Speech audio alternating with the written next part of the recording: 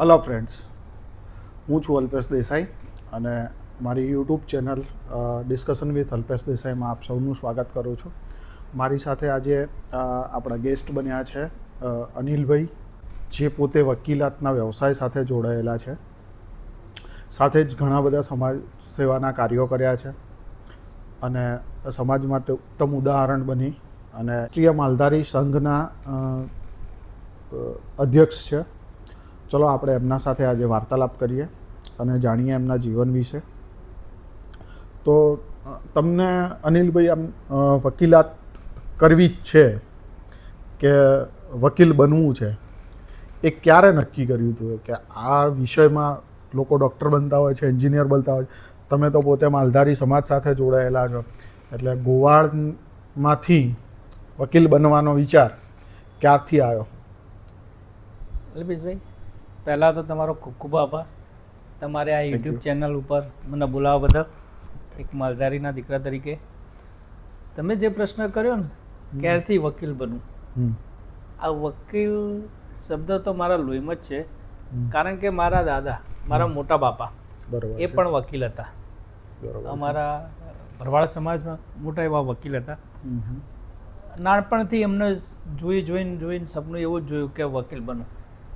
ત્યારે વકીલોની એટલી બધી આમ એવું લાગે ને કે વકીલ એટલે સાહેબ. એ જ્યારે નીકળે ને તો એમની જે પર્સનાલિટી પડે ને, લોકો સાહેબ સાહેબ જ કહે. એટલે એમ ભણીએ તો કે બનવું તો વકીલ બનવું, ને કાંઈ નહીં બનવું. એવો પહેલે બાળપણથી જ તે એવો નિશ્ચય કરેલો.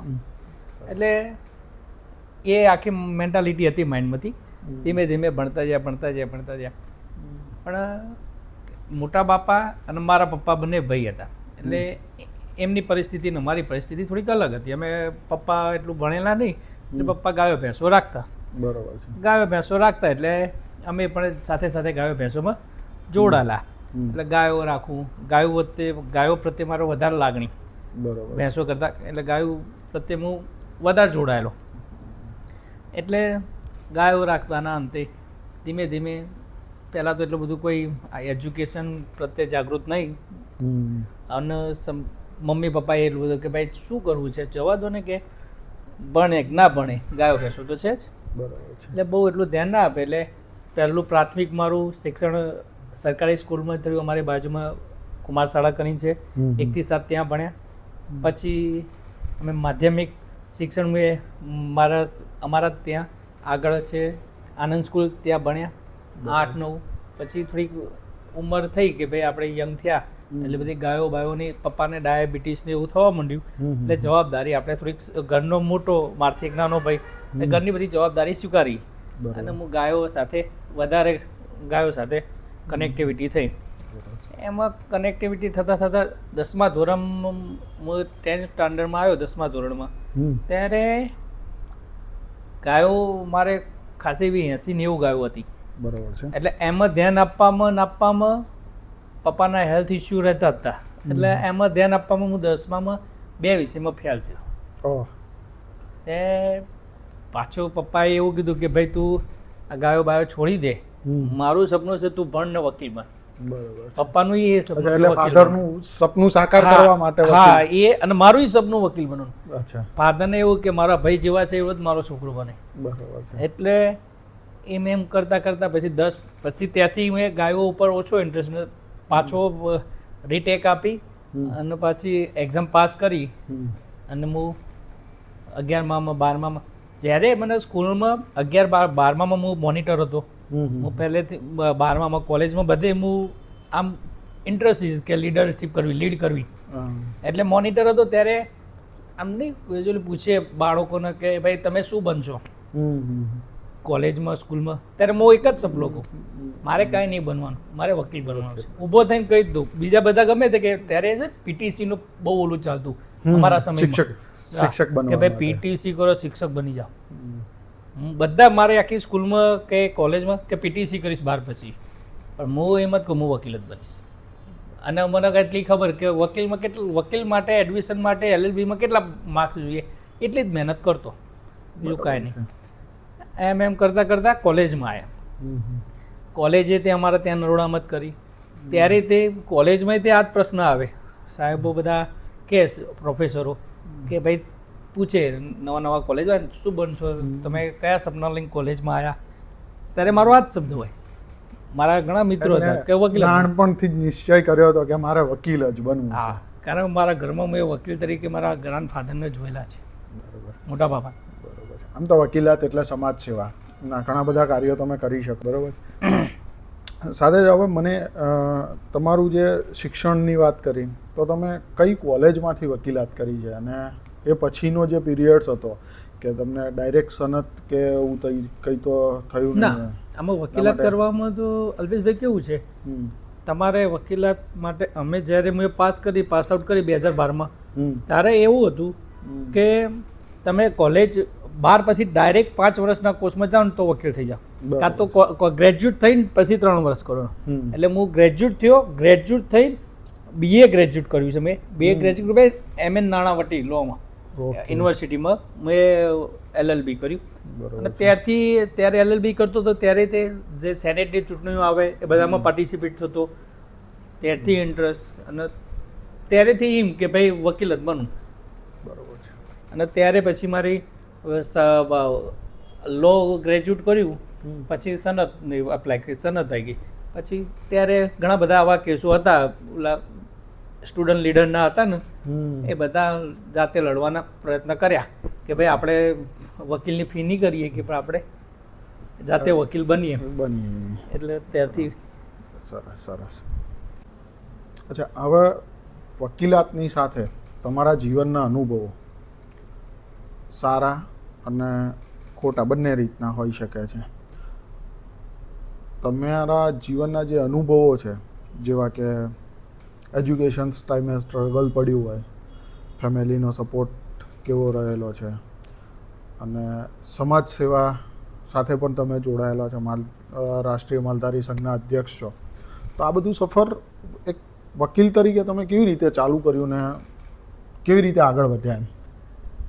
તો અલ્પેશભાઈ શું કહેવાય, અમારી લીગલ ભાષામાં, બરાબર, ભાષામાં એવું કહેવાય, વકીલ એટલે એક સામાજિક કાર્યકર કહેવાય. એ સમાજના કોઈ પણ એવા વ્યક્તિઓ અમારી પાસે ક્યારે આવે, એવા વ્યક્તિઓ આવે જે કોઈ અધિકારીઓ કે સરકાર એના ઉપર દબાણ ગુજાર્યું હોય, એને ન્યાય ના મળ્યો હોય, ત્યારે અમારી પાસે આવે કે તમે અમારા કે કોઈ બીજા કોઈ બાહુબલી ગમે તે આજુબાજુ ક્યાંય થયું હોય એને ન્યાય ના લાગ્યો, ત્યારે અમારી જોડે આવે કે હું મારા વકીલ લઈને આવીશ, I will see you in court. ત્યારે આ શબ્દો બોલે. એટલે વકીલ એક એવો વ્યવસાય છે કે તમારે એની સાથે સેવા કરવી જ પડે. આજે મારી સાથે ઘણા બધા મિત્રો અમે વકીલાત કરીએ છીએ, ઘણા બધા, પણ અમે જોડે એવું કરીએ છીએ. મેં જ્યારે વકીલાત કરવા આવ્યો ત્યારે મારો એક નિયમ હતો કે માલધારી સમાજના કોઈ પણ વ્યક્તિ આવે એને મફત વકીલાત કરવાની. અત્યારે પણ કન્ટિન્યુ. કોઈ માલધારીના હું પૈસા લેતો નથી. બહુ સારી વાત કહેવાય. કોઈ માલધારીનો 1 રૂપિયો નહીં લેવાનો. કદાચ કોઈ એવો કેસ હોય કે મોટા કાઉન્સિલની જરૂર પડે તે કાઉન્સિલની ફી હું નહીં લેતો. હું એમને સજેસ્ટ કરું કે આ કાઉન્સિલને એમના જોડે બ્રીફિંગ કરવાઈ જાઉં, બધું, પણ કોઈ માલધારીનો રૂપિયો નહીં લેતા. બહુ સારી વાત કહેવાય, બહુ સારી. એટલે સમાજ સેવા એ પણ થાય. અને સમાજ સેવા તો કેવું છે, મારા ફાધરે એક આપણા કહેવાય ને સમાજના આગેવાન હતા, એટલે એમને તે સમાજ પ્રત્યે ગૌરવ હતું. મને મારી સમાજ પ્રત્યે માલધારી પછી રાષ્ટ્રીય માલધારી સંઘના અધ્યક્ષ તરીકે તમારી નિમણૂક ક્યારે થઈ અને આ સંઘનો બેઝ પાયો જેને આપણે કહી શકીએ એ કેવી રીતે ઉદ્ભવ્યો છે? અલ્પેશભાઈ, આ રાષ્ટ્રીય માલધારી સંઘ જે અમે બનાવ્યું, અમે પહેલાં ઘણા બધા યુવાનો, હેમરાજભાઈ છે, પછી શૈલેષ મેર છે, દિનેશ મોટપ છે, ભૂપતભાઈ છે, એવા ઘણા બધા મિત્રો ફાઇટર જેમની અંદર ફાઇટિંગ સ્પિરિટ હતી, એ બધામાં તે અમે બધા માલધારી સેનામાં હતા.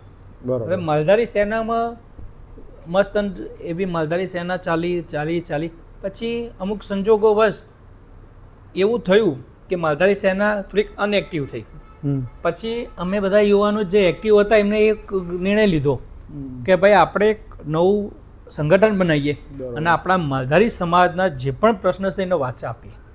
એટલે અમે બધા ભેગા થઈને હવે આપ જે પ્રમુખ બનવાની જે અમારી હતી ને એ બહુ ઇન્ટરેસ્ટેડ છે અલ્પેશભાઈ. કારણ કે રિયલમાં એ કીધું, અમે જે 9 જણાની કોર કમિટી હતી ને એમાં હું એ કીધેલું, અમે તો બીજાને બનાવવા ફરતા હતા, હું છે હેમરાજભાઈ, કે ભાઈ કોઈ સારો વ્યક્તિ અંદર બને. પણ કુદરતને એવું કરું ને, જેનું અમે નામ સજેસ્ટ કરતા હતા ને, એ 80 મિનિટ એમ કહેવાય ને, 1 જ સેકન્ડ હું જ્યારે જીમમાં હતો ને મારા ઉપર ફોન આવ્યો કે ભાઈ નહીં, એ વ્યક્તિ નહીં, તમારે બનવાનું છે, આ નિર્ણય છે, બોલો યસ, અને યસ જ કરવાનું. તમારા જોડે ઓપ્શન નતો, કોઈ ઓપ્શન નહીં કે તમારે જ બનવાનું છે. પછી હું એ કીધું જેવી દ્વારકાધીશની દયા કે જેવી દ્વારકાધીશનો હુકમ આપણે આ સ્વીકારી લઈએ છીએ. પછી એ અમે આખું સંગઠન બનાવ્યું, એના ઘણા બધા હજુ કાર્યકર્તા છે, અમારા બધા કાર્યકર્તા એક્ટિવ છે, અને બધા અમે રાષ્ટ્રીય માલધારી સંઘ બનાવ્યા. પછી ઘણા બધા સમાજના એવા કાર્ય હતા, અમે એનો અવાજ ઉઠાવ્યો. સમાજ ઉપર કોઈ પણ જગ્યાએ દમન થતું હોય કોઈ વ્યક્તિ, તો અમે એનો અવાજ બન્યા. અમારો નીચેના રાષ્ટ્રીય માલધારી સંઘના જિલ્લા લેવલનો કાર્યકર્તા હતી. અત્યારે ક્યાંય આપણે વાત કરીશું, રાષ્ટ્રીય માલધારી સંઘનો જોડાયેલો વ્યક્તિ અત્યારે કોઈ સમાજ સેવા કરતો હશે. 100% સારી વસ્તુ કહેવાય, સમાજ સેવા કરવી જ જોઈએ દરેકે. હવે મારું જાણવાનું એ હતું કે તમારા જે સંઘ છે એ કયા કયા કાર્યો કરતા હોય છે, જનરલી મોટિવ કાર્યો? જનરલી એવા કાર્ય અમે આ સંઘ બનાવ્યું હતું એટલા માટે કે આપણા માલધારી સમાજના જે ફાઇટિંગ સ્પિરિટવાળા યુવાનો છે એ લોકો મેઇન સ્ટ્રીમ મીન્સ પોલિટિકલમાં કેવી રીતે એક્ટિવ થાય, પોલિટિકલ પાવર એમના જોડે કેવી રીતે આવે, એના જ ઇન્ટેન્શનથી અમે બનાવ્યું હતું. બીજા તો ઘણા બધા આપણા સમાજના રબારી છે, ભરવાડ છે, ઘણા બધા સમાજના આપણા સંગઠન ચાલે જ છે અને સારા કામ કરે છે, નો ડાઉટ. લોકો બહુ સમાજ સેવા કરે છે. પણ અમારું એવું હતું કે યંગસ્ટરો કેવી રીતે પોલિટિક્સમાં જાય અને પોલિટિક્સમાં એમને જે પદ કે જે ડ્રીમ્સ હોય એ ડ્રીમ્સને કેવી રીતે ફૂલઅપ કરે, એના માટે અમે બનાવ્યું હતું કે ભાઈ ખાસ તો એના માટે જ હતું. બીજો અમારો મોટિવ હતો કે સમાજને મદદરૂપ થઈએ. અમારા એક નીરુબેન કરીને છે, અમારા રાષ્ટ્રીય માલધારી સંઘના મહામંત્રી છે, અને ઘણી બધી લેડીઝો માટે મદદ કરી. અમારા સમાજની, ભરવાડ સમાજની, આહિર સમાજની, એવી ઘણી બધી અમુક છોકરીઓ એમને ભરૂચમાં મેરેજ કરાયા જે મા બાપ વગરની હતી. એવી ઘણી બધી છોકરીઓને એમને મેરેજ કરાયા. એ રાષ્ટ્રીય માલધારી સંઘના નીચે હેઠળ જ થયું. એના પછી એ બહેનોએ અમારી જે બહેનો છે એ બહેનોને કે રીતે આપણી 21મી સદીમાં આવે, જે પાછળ એમના વિચારો બીજા હોય પણ એ કે રીતે મેઇન સ્ટ્રીમમાં આવે અને કે રીતે અત્યારના યુગ પ્રમાણે ચાલી શકે, એવી એ બેન અમારા નીરુબેને બહુ જ સખત મહેનત કરી. હા, એટલે જે ટૂંકમાં પછાત રહેલા હતા એ આધુનિક યુગમાં કેવી રીતે આવે ભણવા માટે. આ તે પાછા અમારા હેમરાજભાઈ છે, એ પણ સોશિયલ મીડિયાનો એટલો યુઝ કરીને એમને મેં હમણાં જ ઇન્ટરવ્યુ કર્યો. હા, એ પણ અભી હાલે તે અમારા હેમરાજભાઈ ચાલુ એક્ટિવ, કાંઈ પણ હોય વસ્તુ કરે છે. એટલે ઘણા બધા ઉદ્દેશ હતા અને મોટા ભાગના ઉદ્દેશમાં અમે પાર પાડીએ જ છીએ. અત્યારે ચાલુ જ છે, અત્યારે સમાજમાં એક્ટિવિટી ચાલુ છે કે ભાઈ જ્યારે જરૂર પડે તો 2-5 જણા અમે મિત્રો ભેગા થઈને એ કામ પૂરું કરીએ. લીગલ હોય તો મારા ભાગમાં આવે એટલે હું જોઉં. બીજું વચ્ચે સમાજ ઉપર, માલધારી સમાજ ઉપર અમદાવાદમાં જે બનાવો બનતા હતા, નવા કાયદા આવ્યાના, ત્યારે અમે જાહેર કર્યું હતું કે ભાઈ સમાજના કોઈ પણ માલધારી સમાજના કોઈ પણ વ્યક્તિ ઉપર કોઈ પણ કેસ થાય અમે મફત હાજર થઈશું અને એમને છોડાવીશું, જે લડવાયા યુવાનો છે એ માટે, અને કર્યા હતા. ગૌ માતા માટે આટલી સંવેદનશીલતા ક્યારથી? આમ તો કહેવાય ને, ગૌ માતા માટે મેં તમને પહેલાં કીધું ને અલ્પેશભાઈ કે ગૌ માતા માટે એટલે આટલી સંવેદનશીલતા કે નાનપણથી જ તે ગાયો ભેંસો સાથે જોડાયેલા. બરાબર. એટલે ગાયો ભેંસો પ્રત્યે ગાય શું કહેવા માગે છે એ બધું આપણે સમજી જઈએ. કારણ કે આપણે નહીં કહેતા આપણા માલધારીમાં કે તમારે ગાયો ભેંસો રાખો ને તો ગાય ભેંસ જેવું બનવું પડે, તો જ તમારું તમે વ્યવસાય સાથે કનેક્ટ થાવ. એટલે સમજીએ કે ગાય માતા શું કહેવા માગે છે, એની પીડા શું છે એ આપણને ફીલ થાય. એટલે પહેલેથી જ તે ગાય માતા માટે તો બાળપણમાંથી આપણે તો જન્મ જ ગાય ભેંસો ભેગો થયેલો કહેવાય. 100%. એટલે ત્યારેથી જ ગૌ માતા માટે લાગણી. અભી હાલે જ હું અમદાવાદ સિટીમાં રહું છું, મારા ઘરે અભી હાલે જ 5 ગાયો છે. મોભી હાલે મારે અત્યારે આ ઘરે સાંજે મારો ભાઈ ધોવે, સવાર મારે ધોવાની. અભી હાલે ગાયો ધોવે. ટૂંકમાં ગોવાળની સાથે વકીલાત કરવી. હા, એ તો ના બોલે. આપણે નવું કહેવાનું મિનિંગ શું અલ્પેશભાઈ, આપણે હતું બાપ દાદાનું એ તો જાળવવાનું, પણ આપણે થોડા ભણ્યા છીએ તો આપણે એવું નહીં કરવાનું કે ભાઈ ઓલું ભૂલી જવાનું, એ તો રાખવાનું, નવું એક્સ્ટ્રા કરો. પછી કેવું થાય, તમે 1 થી 10 સુધી પહોંચો ને એકડો ભૂલતા જાઓ. હા, એવું થાય. પણ આપણી ગાય ભેંસ, ગાય રાખવાથી કેટલા બધા ફાયદા થાય છે. 100% ગાયોના ઘણા બધા ફાયદા આપણા સમાજ. ગાયોનું દૂધ અને આપણા બાળકો માટે ઘી બી આ તે એનું ગૌ. અત્યારે તમે જાઓ દૂધ કેવું મળે છે, આ ચોખ્ખું દૂધ પીવા તો મળે. અને આપણે તો કેવું માલધારી એટલે પહેલા ચા જોઈએ આપણા, અને આવતા જતા મહેમાન ઘરે આવે 100% કોઈ પણ. અને મારે તો શું આપણા માલધારી હતી ને મારા ક્લાયન્ટે આવે, ભાઈ ભરવાનના ઘરે જાવ એટલે ચા પીવી, કેમની ચા પીવી જ પડે. એટલે ગાયો અત્યારે રાખીએ છીએ અને બને ત્યાં સુધી જીવશું ત્યાં સુધી રાખશું. ત્યાં બહુ સારી વાત છે. ગૌ સેવા તો કરવી જ જોઈએ. હું પણ ક્યાંક ને ક્યાંક ગૌ સેવા સાથે જોડાવું જ પડે. આમાં તમે પોતે જે પ્રમાણે વાત કરી એ પ્રમાણે ઘણા બધા સમાજ સેવાના કાર્યો કર્યા છે. આની સાથે તમે કોઈ ઇન્ડિવિજ્યુઅલ કાર્યો કર્યા હોય કે જે તમારા નેજા હેઠળ થતા હોય, ઇન્ડિવિજ્યુઅલ ઇન સેન્સ તમારા નેજા હેઠળ થતા હોય, એવા કોઈ કાર્યો? અલ્પેશભાઈ જો નેજા હેઠળ તો રોજ અમારે સેવાના કાર્ય કરવાના. બરાબર. એવું લાગે કે અહીં આગળ કરવા જેવું છે કરી લઈએ. પછી અત્યારે કેવું થઈ ગયું છે અલ્પેશભાઈ, સેવા કરવામાં હવે થોડીક બુદ્ધિ વાપરવી પડે. આપણે ભરાઈ જઈએ છીએ. મારી ભાવના એવી હોય કે અલ્પેશભાઈને મદદ કરું, પણ એમની મદદ કરવામાં લોકો એવું કે જોયું આ વેટેજ લેવા આવ્યા, આ પબ્લિસિટી લેવા આવ્યા. એટલે હવે બધું વિચારવું પડશે. પ્રશ્ન કાર્યમાં તો જો અમારા નવડામ છે, અમારા સમાજનું સંત શ્રી મૂળા બાપાનું મંદિર ભવ્યથી ભવ્ય છે. મિની કાંકરિયાની વચ્ચોવચ્ચ છે. મારા ફાધર હતા એ સેવા કરતા હતા, અત્યારે હું પણ સેવા કરું છું. અમારા સમાજના ઘણા બધા અહીંયા આગળ સેવા કરીએ છીએ. ત્યાં આગળ અષાઢી બીજ હોય, અમે દર બીજે જમણવાર કરીએ છીએ. બરાબર. ભવ્યથી ભવ્ય બીજનો ઉમંગ કરીએ છીએ.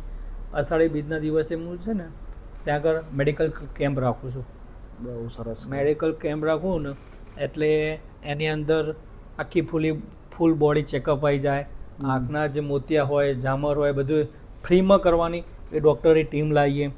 આપણા સમાજના કેટલા બધા ડૉક્ટર આવ્યા, ભરવા રબારી, ઘણા બધા આહિર, ઘણા બધા આપણા ડૉક્ટર સેવા આપવા આવે છે. દર અષાઢી બીજે કરવાનું આ એક નિયમ. પછી બ્લડ ડોનેટ કરવાનું. ગમે ત્યારે બ્લડ ડોનેટનો કેમ્પ. સિવિલમાં મારે થોડોક કનેક્ટિવિટી છે એટલે લોકો સાહેબો મને કહે કે ભાઈ અમારે અત્યારે ઉનાળો આવ્યો ને એપ્રિલ મહિનામાં એમને બ્લડની થેલેસીમિયાવાળા બાળકો હોય ને, થેલેસીમિયાવાળા બાળકોને બ્લડ જોઈએ છે. ત્યારે કે અનિલભાઈ કરી આપો ને, એટલે ત્યારે કરીએ કે ભાઈ જ્યારે કોઈ ના આપે ત્યારે એ બ્લડ ડોનેટનો કરીએ. આ જે કાર્ય તમે સ્પેશિયલી થેલેસીમિયાના બાળકો માટે કરો છો, really I appreciate your work. બહુ મને આનંદ થયો જાણીને કે જે બાળકોને બ્લડની તાતી જરૂર હોય છે, કે જેમને ફ્રિકવન્ટલી બ્લડ ચડાવવું પડતું હોય છે, કેમ કે એમના થેલેસીમિયા એટલે જ્યાં સુધી હું સમજું ત્યાં સુધી એમના શરીરમાં નવું લોહી બને નહીં, તમારે ઉપરથી જ એમને આપવું પડે. તો આ બહુ સારું સેવાનું કાર્ય છે. બીજું કોરોના હતો ત્યારે અમે અમારા એ મંદિર છે ને ત્યાંથી અલ્પેશભાઈ સમાજના ઘણા બધા એવા કાર્યો અમે સારા કરીએ છીએ. કે કોરોના હતો ત્યારે આપણા સમાજમાં બહુ તકલીફ પડતી હતી, ત્યારે અમે કીટો બનાવીને સમાજમાં વેચી. પછી કોઈ બીજ છે, પૂનમ આવે એટલે રાત્રે પૂનમ થાય, અષાઢી પછી જન્માષ્ટમી હોય ને ત્યારે મેળાનું મોટું આયોજન થાય અમારા મંદિરથી. આખા નરોડામાં એ દિવસે આખા નરોડામાં 10 લાખ પબ્લિક જેટલું આવે. મેળા ધજાનો અમારો મહિમા મોટો હોય. બરાબર. એટલે એ મંદિરથી અને રેગ્યુલર આજથી હું મારા ફાધર ગયા પછી હું રેગ્યુલર રોજ સવારે ત્યાં આગળ દર્શન કરી પછી જ મારા કામ વ્યવસાયે જવાનું, નિત્યક્રમમાં જવાનું. પણ ત્યાં દર્શન કરવાના. તેનાથી મને ઘણી બધી ઉર્જા મળે છે, પોઝિટિવ આ વેવ મળે છે. 100% આપણા ધર્મગ્રંથોમાં પણ ક્યાંક ને ક્યાંક લખેલું છે, વત્તા આપણે શ્રીમદ ભગવદ્ ગીતામાં પણ લખેલું છે કે તમે ભક્તિ કરશો તો તમને એની પોઝિટિવ વાઇબ્સ મળવાની જ છે.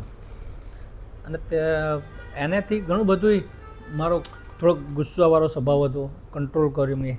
બરાબર છે. થોડોક ગુસ્સો, આઈ એક્સેપ્ટ ધેટ, કારણ કે મારો થોડોક સ્વભાવ ગુસ્સાવાળો હતો. પછી મને એ મંદિરે જવાથી ઘણા બધા ત્યાં આગળ સ્પિરિચ્યુઅલ વ્યક્તિઓ આવવા માંડ્યા. એ લોકોના સંગતમાંથી મેં શીખ્યો કે ભાઈ કંટ્રોલ કરો. બરાબર છે. હવે આ જે તમે મંદિરની વાત થઈ ગઈ, તમારા સેવાકીય કાર્યો તમે કર્યા, આ બધા જ કાર્યો સાથે તમારું રાષ્ટ્રીય માલધારી સંઘ પણ આવી ગયો. આ બધામાં ક્યાંય કોઈ અડચણો તમને આમ ઊભી થયેલી હોય? બહુ થાય. તમે કોઈ પણ, મારો પર્સનલ અનુભવ છે કે તમારે છે ને કોઈ પણ વિચાર, મારા માઇન્ડમાં એક વિચાર આવ્યો તો એ વિચાર પછી હું ઇમ્પ્લિમેન્ટ કરવા જાઉં રેગ્યુલર, પહેલાં હું એ વિચાર બધા સાથે મૂકું ને તો પહેલાં એ વિચારની હસી જ ઉડે. 100% ઘણી વખત આવા અનુભવો કોઈ પણ વ્યક્તિનો હસી ઉડે, પછી ધીમે ધીમે એનો વિરોધ થાય, પછી એનો સ્વીકૃતિ થાય. પણ મારો પર્સનલ અનુભવ છે કે તમારો કોઈ પણ કાર્ય પાછળ નિસ્વાર્થ ભાવ હોય ને, તમારો ₹1 સ્વાર્થ ના હોય ને અલ્પેશભાઈ, તો સમજી લેવાનું એ કાર્ય સફળ જ છે. એટલે ઘણા બધા, હવે જો એક કહેવાય છે ને, કોઈ પણ કાર્ય કરતાં પહેલાં તમને અડચણ ના આવે ને તો એ પાછું એક વિચાર કરવાનો કે આપણે આ કાર્ય કહેવાય જ નહીં, અડચણ તો આવી જ જોઈએ. કોઈ ખોટા રસ્તે નથી ને. હા, અડચણ તો આવી જ જોઈએ. અને એવા વ્યક્તિથી જ આપણે એક્ટિવ છીએ. જો સીધું કોઈ કાર્ય થઈ જાય ને એ કાર્યની વેલ્યુ જ ના રહે. એટલે અડચણ ઘણી બધી આવે, પણ આપણે એકદમ કહીએ ને કે થોડોક સ્વભાવ એવો જિદ્દી, જાલીએ છોડીએ નહીં. બરાબર છે. એટલે ભલે અડચણ આવે પણ કરવાનું ખરું. ગુડ. તમારા જે કાર્યો તમે કીધા, હવે એ કાર્યોમાં તમારા ફેમિલી પરિવારનો કેવો સાથ સહકાર રહેતો હોય છે? પૂરેપૂરો. ફેમિલીમાં તો કેવું હોય, મમ્મી છે, મમ્મીનું જ આપણે વધારે સાંભળે.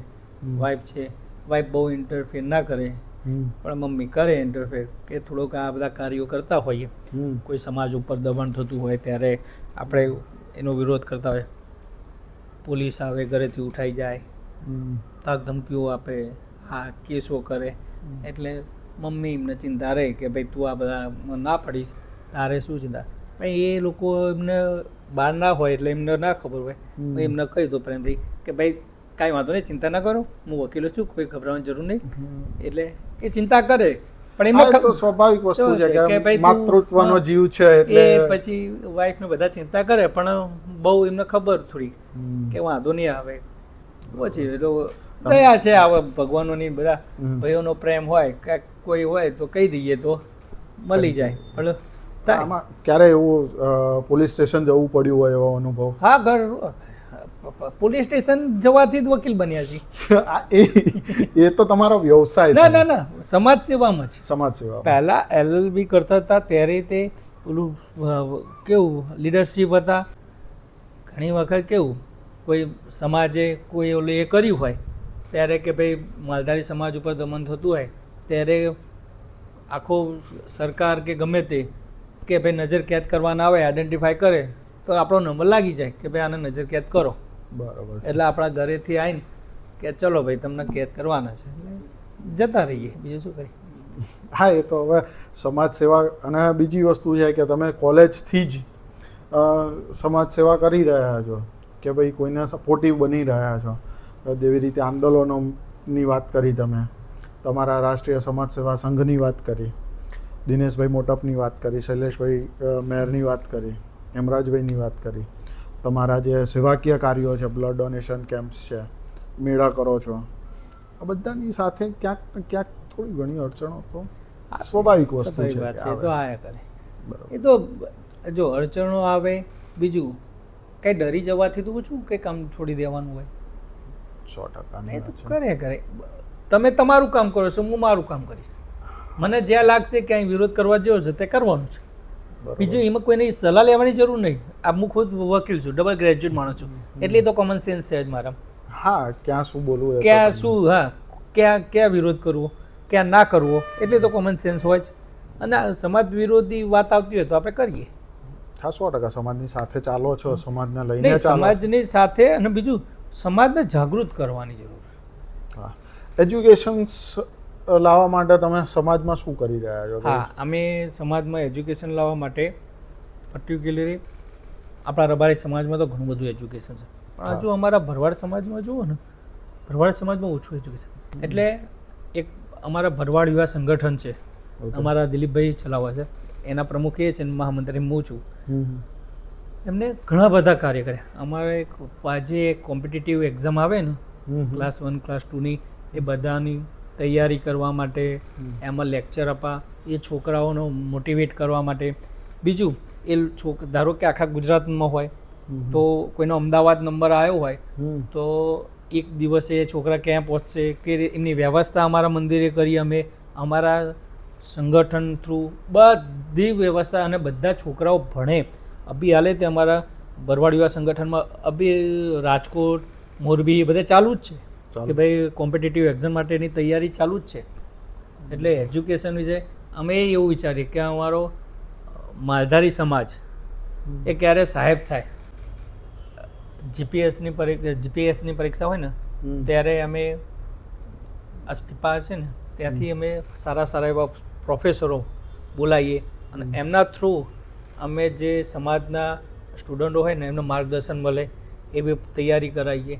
અત્યારે ચાલુ છે, ક્યાંય લીગલ એવી વાત આવે કે લો પોઈન્ટ ઉપર જવાનું હોય તો અમે હું જોઉં કે ભાઈ લો વિશે શીખવાડવાનું હોય, કે લોના રિલેટિવ કોઈ ક્વેશ્ચન આવવાના હોય તો અમે ભણાવવા જઈએ. તમે પોતે બી લેક્ચર લો છો? લેક્ચર લઉં. મેં આજથી આપણા માલધારી પેજ ઉપર આરટીઆઈ વિશે હું એકથી આખો આર્ટિકલ વિડીયો જોયો હતો એનો. એ જ કે ભાઈ આરટીઆઈ કેવી રીતે કરવી, સમાજને ગૌચર બચાવવા માટે શું શું કરવું જોઈએ, એ બધા એમાં પોઈન્ટ લીધેલા જ છે. બરાબર છે. ઓકે, હવે આ જે તમારા સામાજિક કાર્યો છે, ફેમિલી સપોર્ટ્સ છે, તમારા જે માલધારી સંઘની વાત છે, બધી જ વાતો ઘણી બધી થઈ ગઈ. હવે આમાં જીવનમાં ક્યારે તમારી લાગણી દુભાઈ હોય, અથવા તો તમને દુઃખ લાગ્યું હોય કોઈ વાતનું, કે જે આઘાત લાગ્યો હોય, એવો કોઈ ઇન્સિડન્સ તમારા જીવનનો જે તમને એમ થયું હોય કે સાલું આ ના થયું હોત તો હું કંઈક વધુ આગળ હોત, અથવા તો કંઈ વધુ કરી શકતો હોત? અલ્પેશભાઈ, એમાં તો શું છે, એક જ મારા જીવનનું દુઃખ લાગ્યું મને. 2015માં બરાબર, મારા મારા ફાધર ગુજર્યા. એ મારા માટે શોકિંગ હતું. જે વખતે મારા ફાધરને એ ગુજરી ગયા, એ દિવસે મારી મેન્ટલ સ્થિતિ એવી હતી કે હું મારી લાઈફમાં હવે પાછો નહીં આવી શકું, એમ રિયલ લાઈફમાં નહીં આવી શકું, કમબેક નહીં કરી શકું, કારણ કે એટલો બધો શોખ થઈ ગયો હતો. કંઈ મારો ફૂલ સપોર્ટ હતા. આમ મારા ફાધર સાંજે બેસીએ ને મિત્ર જેવી, આ જે રીતે આપણે વાત કરીએ ને એ રીતે, એ મને સમાજ પ્રત્યે, કારણ કે સમાજના આગેવાન હતા, સમાજ પ્રત્યેનું મને જ્ઞાન હતા કે આ રીતે સમાજ પ્રત્યે મારે જે જાણવું હોય ને, ઉત્સુકતા હોય ને, બધી માહિતી એમનેથી મળતી. બીજું, એમનામાં આમ કહેવાય ને, ભણેલા નહોતા પણ એટલી ટ્રાન્સપરન્સી હતી ને, એ લોકો આમ આપણે આવતા હોય ને, માણસ આવતો હોય ને ઓળખી જાય કે આ મારા જોડે આ વસ્તુ માગવા આવ્યો છે, કે આ વસ્તુ કે છે. એટલી બુદ્ધિ, કોઠાસૂઝ આપણી ભાષામાં કહીએ, જાડી ભાષામાં કહીએ તો કોઠાસૂઝ, એટલી કોઠાસૂઝ હતી. એમના જોડે મારે એ બધું શીખવું હતું. અને બીજું, ઘણો બધો સપોર્ટ. મને ગમે ત્યારે કહીએ ને, ક્યાંય એવું લાગે દુઃખ થયું હોય, એટલીસ્ટ હું 10માં નપાસ થયો ને ત્યારે તે કાંઈ વાંધો નહીં, આમ હાથ મેં કે ફરી પરીક્ષા, શું ગભરાશ, આમ એવું નેવર ગીવ અપ, એવું પીઠબળ મજબૂત. અને બીજું, ગમે ત્યાં જતો રહું, રાત બે રાત રહ્યો તો મને ચિંતા ના રહે ઘરની, પપ્પા બેઠા છે, કે ગમે ત્યારે ભરાઈ જવું, કાંઈ નહીં, પપ્પા બેઠા છે. ભલે એ ભણેલા નહોતા પણ એટલું બધું એ હતા. એ મારા જીવનનું મોટામાં મોટું દુઃખદાયક, કે કહેવાય ને કે છોકરો ક્યારે રડે, જ્યારે બાપ જાય ને ત્યારે જ. એ મારા એ તારીખે મને યાદ છે અત્યારે કે હું એ વખતે 5/9/2015 મારા લાઈફમાં હું કોઈ દિવસ નહીં ભૂલું. અને એમને એવો બીમારી હતી, કેન્સર હતું, પણ એ વાત એવી કરે ને અલ્પેશભાઈ, આપણે હજુ મને ગમે ત્યારે એવું લાગે ને કે આમ થોડોક નિરાશ થઈ જવું કે યાર આટલું કરવા છતાંય પણ કાંઈ સફળતા ના મળી, કે આટલી બધી મહેનત કરવા છતાંય કે મને જે હું સફળ થવા માટેનો જે પ્રયત્ન કરતો હતો, મારે જ્યાં પહોંચવું હતું ના પહોંચ્યું, તો મને મારા ફાધરના શબ્દો અમુક યાદ આવે. એ મહાભારત વિશે, જે મહાભારત આપણે જોઈ છે ને એ અલગ રીતે જોતા હતા અને એની વાત અલગ રીતે રજૂઆત કરતા અને અમને ઇન્સ્પાયર કરતા હતા. એટલે એ શબ્દ યાદ આવે. એટલે ઘણી વખત અત્યારે મને બહુ દુઃખ થાય ને એટલે તો હું મારા ફાધરના 2-4 વાક્ય યાદ કરું કે ભાઈ ગભરાવ છો, બીક લાગે છે નહીં. ગુજરાતી પિક્ચર, ડરવું તો જીવવું નહીં, જીવવું તો ડરવું નહીં. બરોબર. એટલે એ પછી આવ્યું.